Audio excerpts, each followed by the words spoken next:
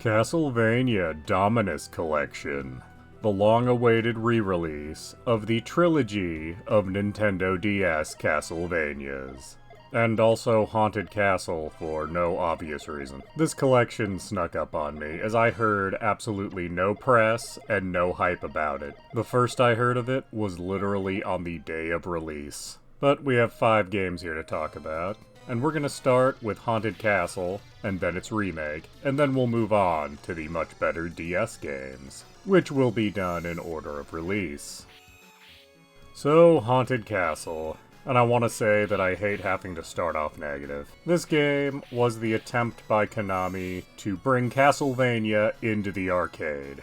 This is both a bad idea and a terrible attempt at it. You can tell by how this operates, this was entirely meant to just suck down quarters. And I'm honestly not sure why this is even here, as it was already in Konami's Arcades Classics Anniversary Collection. And it was honestly kind of out of place in that collection because it certainly is no classic. And it honestly did not need to receive an encore in the Dominus Collection. But it's not all bad news, because in this collection we also have Haunted Castle Revisited. This is a remake of Haunted Castle that actually makes the game somewhat enjoyable. Although honestly, without being told this was a remake of Haunted Castle, I'd never guess that's what it is. As really this just feels like any game that's in the style of the original Castlevania, but with a few concessions for more modern tastes. This still doesn't feel like it really belonged in this particular collection, as much like with the Advance Collection, you have 3 amazing metroidvanias, and then you have a game that just doesn't belong. Only this time we also get a remake that makes that game much better at least. But no one was buying this collection to play either of these 2 games. So let's move on to Castlevania Dawn of Sorrow. This is a direct sequel to Aria of Sorrows, starring the same character, Soma Cruz. And he's taken a page out of Mega Man's book, because in between games, he's lost all of his equipment and powers. It's also notable for being the last point in the Castlevania timeline, being a game that takes place in 2036. Not much is really done to point this out in-game, outside of the fact you can find a gun to use. And truthfully, it's not that good of a weapon compared to others on offer.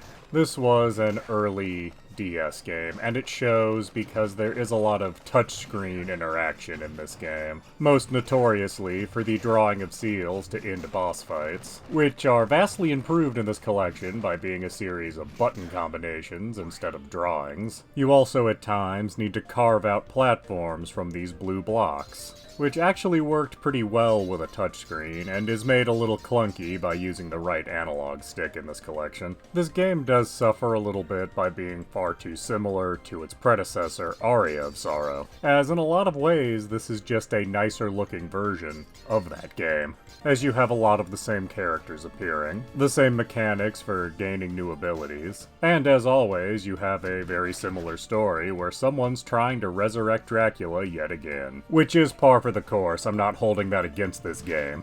Overall, it was a pretty strong way for the series to start on the DS. And honestly, things only got better in its sequel, Portrait of Ruin, taking place in Europe in 1944, during World War II. We follow a pair of heroes, John Morris and Charlotte Ullen. And as you might guess from that name Morris, this does have connections to Castlevania Bloodlines. And lessons were learned from Dawn of Sorrow, because there is absolutely no mandatory touchscreen interaction, at least not in the main game. Instead, you have the ability to freely switch between our 2 protagonists, or even have them both on screen at once, but since you only directly control one of them, this is rarely useful, though there are a handful of puzzles that require both characters. Dracula's castle does seem a little small this time around, but that's because this takes a page out of Mario 64. And you jump into paintings, and it turns out there's whole worlds inside those paintings. And these paintings do give the game a lot of visual diversity, as they allow you to get out of the dingy old castle setting. This game also gave you a lot to do, by giving you a series of optional quests, a lot of which will have you backtracking through areas. And like most games with optional objectives, if you actually do them, you end up massively overpowered by the end.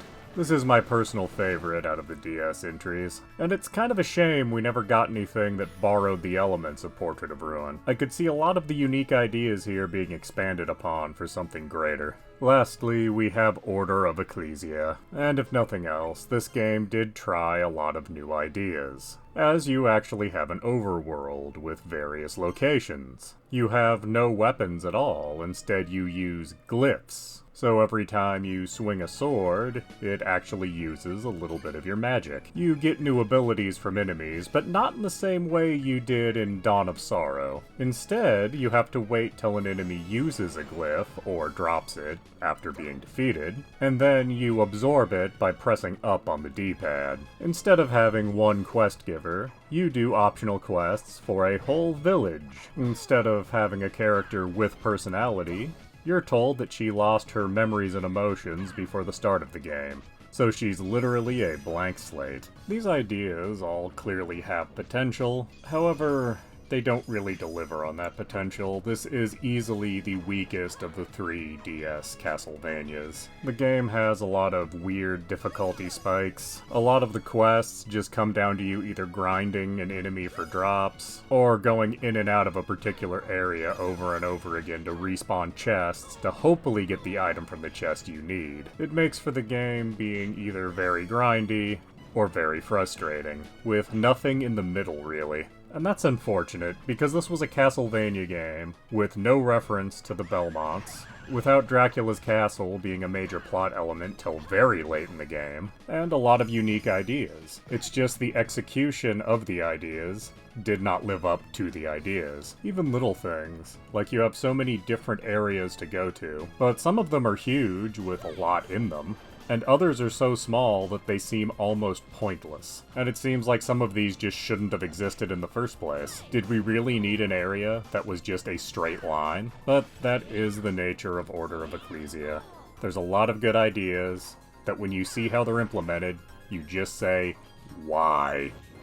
As eager as I was for the DS games to get re-released, I'm very saddened that I both start and end this on a negative note. But unfortunately, Haunted Castle and Order of Ecclesia kinda leave me no choice. Although, it is a bit of a strange phenomenon, because in my memory I remember Order of Ecclesia being a much better game, and I can't honestly explain why that is, except maybe that when it first came out I was mostly playing it in small chunks. But it could just be nostalgia weaseling its way into my memories. Either way, I do think this collection is worth getting, because of Dawn of Sorrow and Portrait of Ruin. Now, if only we could get a modern release of Castlevania Symphony of the Night. That should really be on PC and Switch at this point. Please do subscribe, comment, like, and tell your friends.